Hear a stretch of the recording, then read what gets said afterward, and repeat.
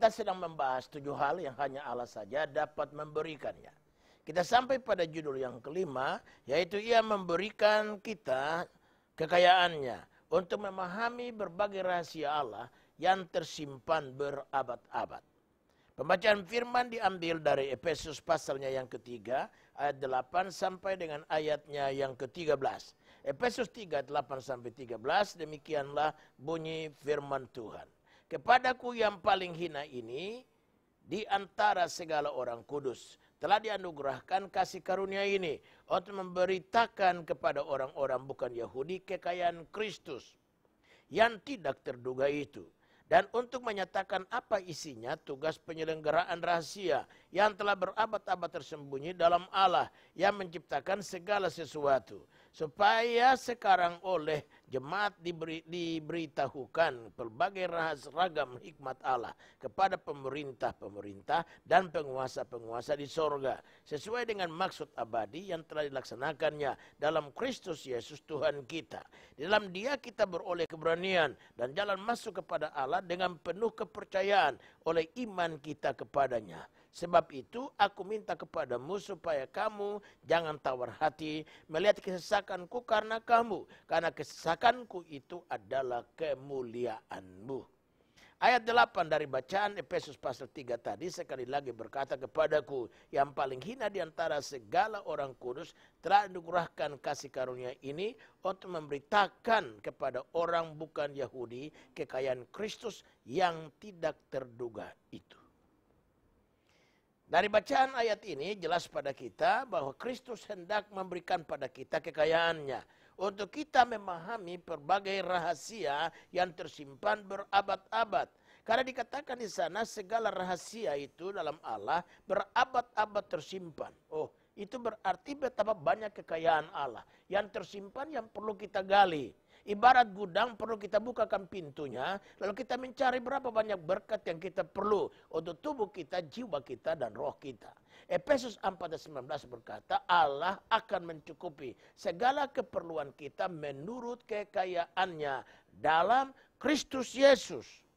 Nah, 2 hal perlu saya bagi dengan saudara. Yang pertama, Yesus Kristus orang kaya raya.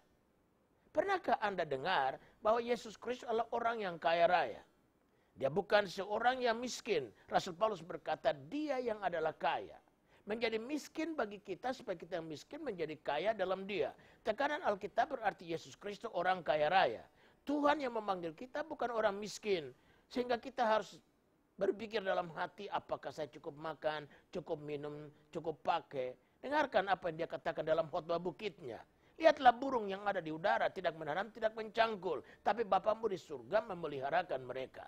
Lihatlah bunga bakung yang ada di padang. Siapa yang memberi warna pada mereka? Kalau bukan Allah. Lagi jika bunga yang hari ini pagi mekar dan sore luruh, bisa diberi warna yang begitu indah. Lebih indah dari warna-warna baju dan pakaian diciptakan oleh pabrik buatan tangan manusia. Toh Allah perhatikan, apatah lagi manusia, saudara dan saya sebagai orang percaya. Tuhan yang memanggil kita ini bukan Tuhan yang miskin. Dia begitu miskin. Amin. Rasul Paulus berkata bahwa dia yang adalah kaya. Berarti tekanannya Yesus Kristus orang kaya raya. Tetapi dia menjadi miskin. Pernahkah Anda baca dalam Alkitab bahwa ada sebidang tanah di Yerusalem dalam nama Yesus Kristus? Pernahkah Anda baca bahwa ada satu ruko atau hotel di Yerusalem yang namanya adalah Yesus Kristus dari Nazaret? Tidak juga. Bahkan ia lahir di kandang yang hina.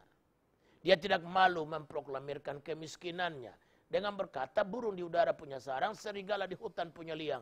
Aku anak manusia tidak punya tempat untuk membaringkan kepala. Dia tidak malu memproklamirkan kemiskinannya. Bahkan sampai hari matinya pun, kuburan yang menampung mayatnya bukan miliknya. Milik siapa? Orang kaya di Yerusalem yang bernama Yusuf dari Arimatea. Jelas pada kita bahwa orang yang kaya raya itu menjadi miskin. Adalah aneh bin ajaib kalau orang yang percaya kepada Yesus Kristus kurang makan, kurang minum. Sampai dia harus menjadi peminta-minta keturunannya. Bukan dia saja keturunannya. Pemazmur dengan tegas berkata, dulu aku muda sampai aku tua. Belum pernah aku melihat orang benar, anak cucunya meminta-minta sedekah. Jelas bahwa orang yang percaya dalam Tuhan tidak kekurangan barang apapun yang baik. Nah, jadi kalau saudara berkekurangan, pasti saudara malas. Sebab tidak ada kekayaan dalam rumah tangga orang malas. Bangunlah lebih awal dari orang lain. Tidurlah lebih terlambat dari orang lain. Siapa yang bilang begitu? Kristus. Dia bilang kalau orang mengajakmu berjalan 1 mil, berjalanlah dengan dia 2 mil. Bahkan dia mengatakan juga bahwa orang yang hendak diberkati itu bukan saja rajin bekerja. Dia harus murah memberi. Lukas 6:38 berkata, berilah maka kepadamu akan diberi. Dan kamu akan ditakar menurut takaran yang kau takar. Dikala kau memberi, itu ibarat orang menabur. Anda menabur cuma 1 meter persegi, Anda ingin menuai 1 hektar. Mana ada aturannya? Alam pun mengajar kita tentang apa yang kamu tabur, itu yang kau tuai. Jadi kau tabur cuma 1 meter persegi, kau juga akan tuai 1 meter persegi. Kalau kau tabur 1 hektar, wajarlah sepantasnya lah. Kalau kau juga menuai 1 hektar. Itu berarti kita punya berkat tergantung kepada kita takar. Takaran yang kita takar itu akan ditakarkan kepada kita. Jadi kalau kita memberi kepada Tuhan, dengar Alkitab memberi jaminan bahwa Tuhan tidak berutang barang apapun kepada siapapun. Jadi kalau kita mau memberi dengan murah, kita akan diberkati oleh Tuhan. Jadi kalau Anda miskin, Anda kekurangan, pasti pertama Anda malas, kedua Anda orang kikir. Anda kurang mau memberi. Kita Maliahi pasal 3 menerangkan tentang perpuluhan. Jadi kita membayar perpuluhan. Dengarkan kalimat perpuluhan. Maliahi 3:10. Bawalah olehmu persembahan perpuluhanmu ke dalam perbendaharaan rumah Tuhan. Supaya ada makanan di dalamnya. Dan ujilah aku. Aku akan membukakan tingkap langit dan mencurahkan berkatku kepadamu sampai engkau tidak sanggup menadanya. Dengarkan itu bagaimana Allah mempahalai orang-orang yang pandai dan tahu membawa persepuluhan sebagai penghargaan kepada Allah. Karena Alkitab juga berkata, muliakanlah Tuhan dengan hartamu. Kita tidak saja memuliakan Tuhan dengan tangan terangkat, dengan tangan tertepuk, dengan mulut yang menyanyi, tapi juga dengan harta yang kita bawa ke rumah Tuhan. Dan dalam Maliahi pasal 3 itu bukan saja perpuluhan, tapi juga korban khusus. Berarti kita membawa korban khusus kepada Tuhan, kita akan diberkati. Dan kekayaan yang Tuhan miliki, dengarkan baik-baik, itu bukan warisan orang. Bukan titipan orang. Tapi dia ciptakan sendiri dengan kekuasaannya. Berarti berkat kita berdomisili bukan di dunia ini. Tapi berdomisili di sorga tempat kediaman Allah. Yakobus 1:17 berkata, semua anugerah yang sempurna dan baik datang dari atas. Dan kata atas menuju kepada suatu tempat, yaitu sorga itu sendiri. Berarti berkat saya, berkat saudara, keperluan kita, keperluan saudara dan saya berada di sorga. Tempat di mana Allah berada, tempat yang aman. Pencuri dan penyamun tidak ada di sana. Yang bisa mengambil berkatmu dan memberikannya ke tangan orang lain. Berkatmu ada tetap di sana menantimu. Dan dipagari oleh kekuatan Allah. Tempat yang aman, kengat dan karat tidak akan merusakkannya. Berarti berkatmu tetap menantimu. 24 jam sehari, 7 hari seminggu, dan 365 hari per tahun. Berkatmu menantimu di sana. Dan dengar, untuk mendapatkan berkatmu itu, karena Tuhan Yesus Allah kaya raya, hanya 3 hal saja, mintalah maka kepadamu akan diberi. Berarti doa. Di gereja kita punya moto banyak berdoa, banyak berkat, kurang berdoa, kurang berkat, sedikit berdoa, sedikit berkat, tidak berdoa, tidak ada berkat. Berarti berdoa, meminta, mencari, meminta dari Tuhan. Nah, dikatakan di situ dalam meminta, Paulus menekankan begini, Filipi 4:6. Jangan kamu khawatir barang apapun, tapi nyatakanlah keinginanmu kepada Allah dalam doa, permohonan, dan ucapan syukur. Itulah yang disebut doa tadi, mintalah. Tapi ada unsur kedua yang bernama cari. Carilah berbicara tentang aktivitas. Orang yang mencari tidak berdiam. Dia lari sana, lari sini, lihat di bawah kolong meja, lihat dalam lemari, cari di luar, di pekarangan, di mana saja. Dia mencari, berarti cari berbicara tentang aktivitas. Ora et labora, berdoa dan berkarya. Ya itu tadi yang saya bilang, mesti bangun lebih awal dari orang lain, tidur paling terlambat dari orang lain, berjalan lebih jauh dari orang lain. Karena Tuhan Yesus berkata, jika orang mengajakmu berjalan 1 mil, berjalanlah dengan dia 2 mil. Nah, saya percaya kalau kita bekerja lebih keras dari orang lain, rajin lebih dari orang lain, saya percaya berkat itu menjadi gampang bagi kita. Asal kita tidak andalkan diri kita saja, tapi andalkan kekuatan Tuhan. Kita dengan Tuhan. Nah, kalau kita dengan Tuhan, adakah pekerjaan terlalu sulit bagi 2 orang hebat ini, yaitu saya dan Tuhan? Saya mungkin minoritas, betul. Tapi kalau saya bersama dengan Tuhan, lalu saya menjadi mayoritas. Jadi kalau saya dengan Tuhan, adakah pekerjaan yang sulit bagi saya dan Tuhan untuk mengerjakannya? Memang mungkin saya sendiri tidak bisa mengerjakan. Tapi kalau saya berpadu dengan Tuhan yang mampu melakukan segala perkara. Adakah perkara yang mustahil bagi Tuhan? Amin, tidak ada. Adakah perkara yang mustahil bagi saya? Ya, karena saya lemah, saya terbatas. Tapi kalau saya bergabung dengan Tuhan, seperti carang yang berpadu pada pokok anggurnya.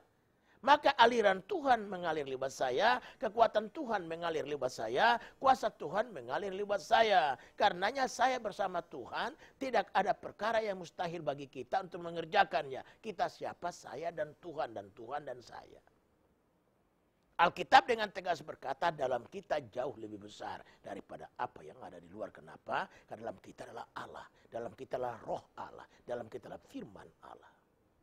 Jadi kalau kita berkarya bersama Tuhan, amin. Tidak ada perkara yang mustahil. Berkat datang tanpa kita cari dengan susah payah. Yang ketiga, jangan lupa ketok pintu.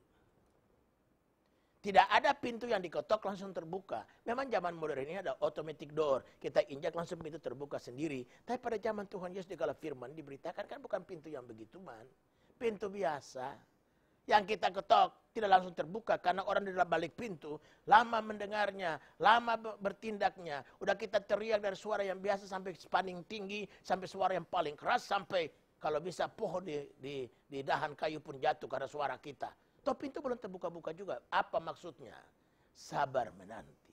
Jangan jadi sukses mendadak. Orang pingin sukses mendadak, kaya mendadak. Mau tidak mau kita harus tempuh jalur yang salah. Korupsi lah, mencuri lah, robabon lah, dan sebagainya. Berarti ada rahasia sukses, yaitu sabar. Success takes time. Maksudnya sukses itu butuh waktu. Tuhan Yesus juga bilang, kalau kau setia dengan perkara yang kecil, aku berikan padamu perkara yang besar. Setia dengan perkara kecil artinya ulet, tekun. Jangan gampang patah semangat, sabar. Nah kalau 3 rumusan ini kita peroleh, Yesus yang Allah kaya raya, tidak segan-segan memberikan berkatnya. Karena Tuhan tidak memberkati orang malas. Tuhan hanya memberkati orang rajin. Yesus Kristus yang kaya raya itu akan memberikan berkatnya pada kita. Jadi segala sumber, segala kekayaan kita berada dalam Kristus Yesus Tuhan kita. Nah ada 4 hal dalam kekayaan Kristus yang perlu kita pahami. Pertama, mutu. Mutu dari berkat selalu yang terbaik. Matius pasal 7 ayat 9 berkata, Bapa yang mana kalau anaknya minta roti memberi batu. Minta ikan memberi ular, minta telur memberi kalajengking. Mana sih yang terbaik, roti atau batu? Ya roti. Mana sih yang terbaik, ikan atau ular? Ya ikan. Mana sih yang terbaik, telur atau kalajengking? Ya telur. Berarti hanya yang terbaik yang Tuhan beri dalam kekayaannya, mutunya. Nah yang berikut yang perlu kita perhatikan tentang kekayaan dari Tuhan, bukan saja mutunya, tetapi jumlahnya tak terukur. Dan anehnya beragam. Jadi kalau jumlahnya tak terukur, berarti minta aja. Anda minta sedikit dapat sedikit, minta sedang dapat sedang, minta banyak dapat banyak, dapat amat banyak dapat amat banyak. Tidak ada masalah. Tergantung kepada takaran berkat yang kita bawa. Seperti kuali yang kita bawa. Kuali yang kalau kita bawa kecil, ya ikannya kecil. Kuali yang kita bawa besar, ikannya besar. Nah ada satu cerita. Seorang bapak bawa anaknya pancing ikan. Dia bawa 3 pancing. Pancing pertama dia lempar ke laut, dia tangkap ikan besar sekali. Dengan susah payah dia bergumul dengan ikan, akhirnya ketangkap juga. Dia timbang-timbang, dia lepaskan lagi ke laut. Anaknya berpikir, bodoh amat ya bapak saya. Ikan besar kok dia buang ke dalam laut. Dia buang pencingan, yang kedua ditangkap ikan besar juga. Tapi lebih kecil dari yang pertama. Dia tarik susah payah lagi, ketangkap, dia goyang-goyang lagi di tangan, dia buang lagi ke laut. Anak lebih tambah bingung. Bodoh amat ya ini bapak saya. Ikan pertama besar dia buang, yang kedua dia buang lagi. Yang ketiga di buang pancing, ditangkap ikan kecil saja. Dengan mudah dia tangkap ikan itu, dia gebuk ikan itu, lepaskan dari mata kail, taruh di bakul. Dia berkata kepada anaknya, mari kita pulang. Anaknya protes, pulang apa? Ikan besar bapak buang, sedang besar bapak buang, yang kecil ini bapak bawa pulang untuk apa?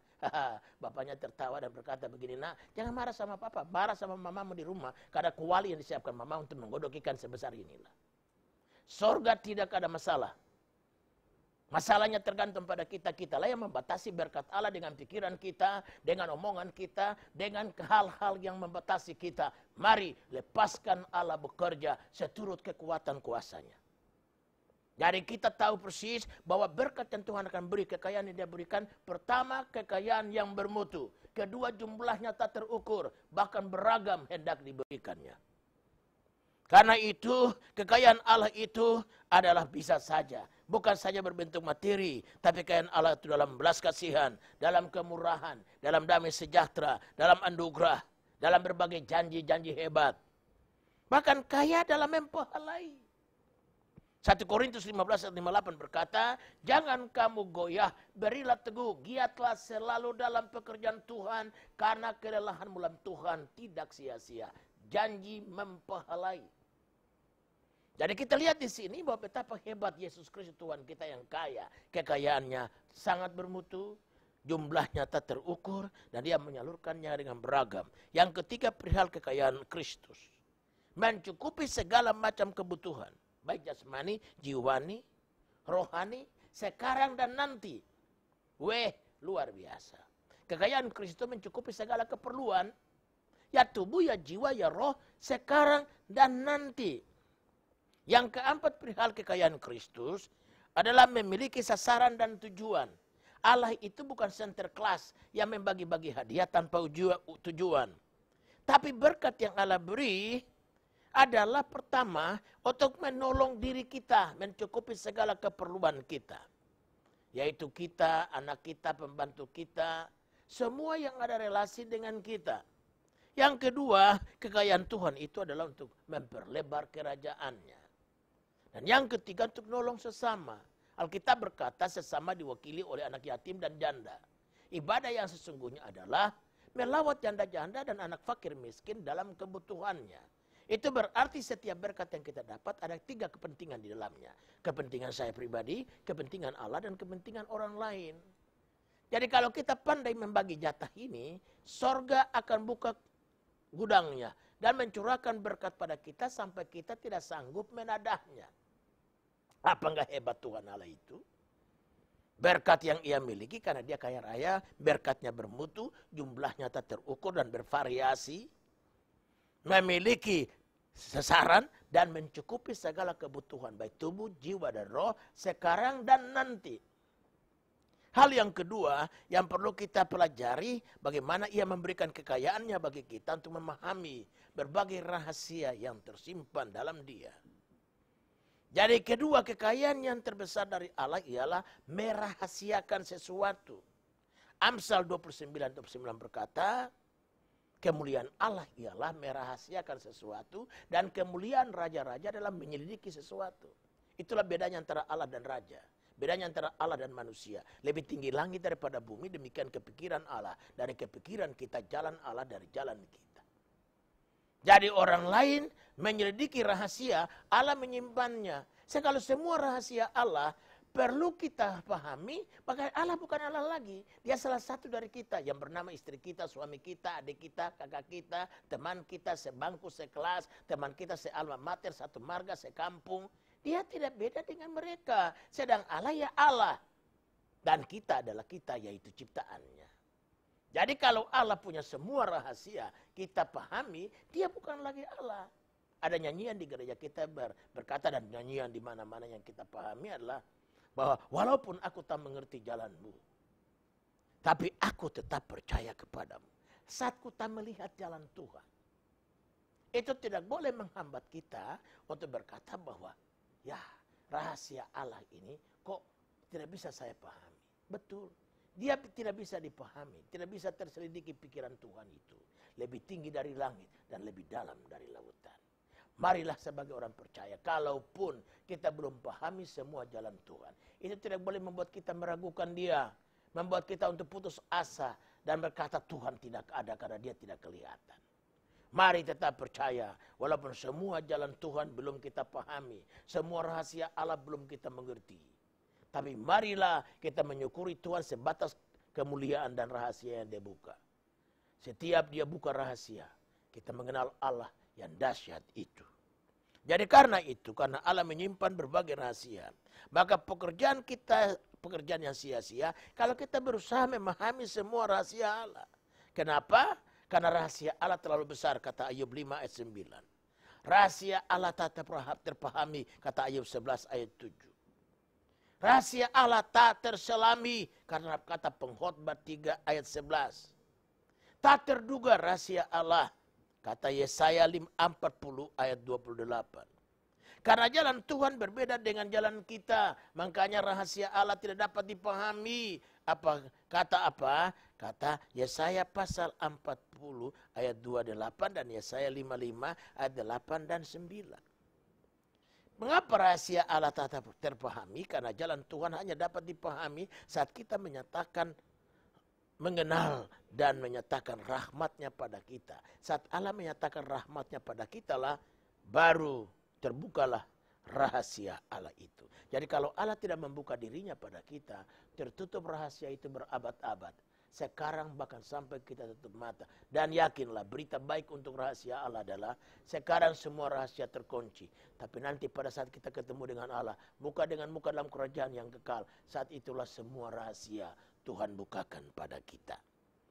Yang terakhir, jangan tawar hati atau berbantah dengan Tuhan saat kita tidak memahami semua rahasia Allah. Demikian kata Ayub pasal 33 ayat 13. Ayub dalam pergumulannya dia berkata, jangan berbantah dengan Tuhan.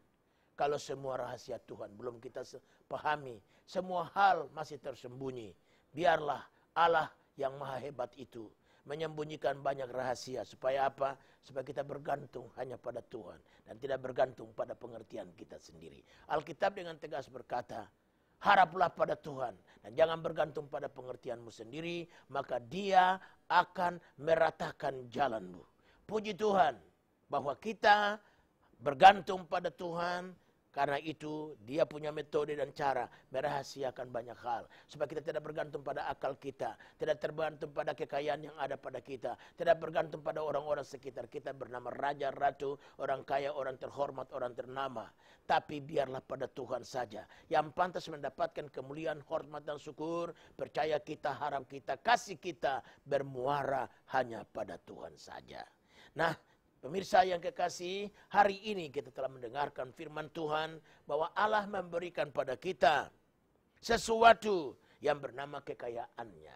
Supaya kita dapat bergantung hanya pada Dia saja. Karena Dia kaya dan segala rahasia dalam tangannya.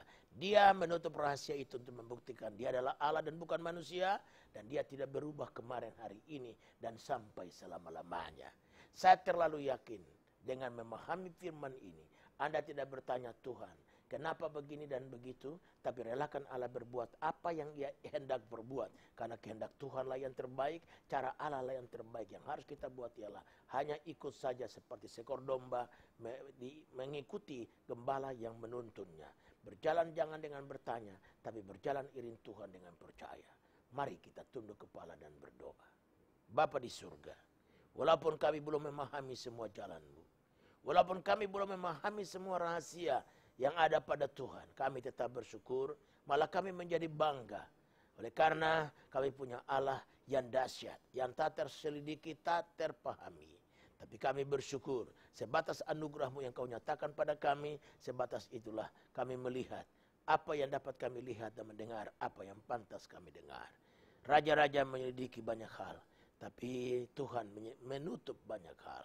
Untuk itu kami bersyukur karena Engkau Tuhan yang serba rahasia. Supaya kami tidak bergantung pada diri sendiri, tidak bergantung pada apa yang ada sekitar kami, pada raja, ratu, orang hebat, orang kaya, orang tersohor. Tapi hanya pada Tuhan, sumber segala kehidupan.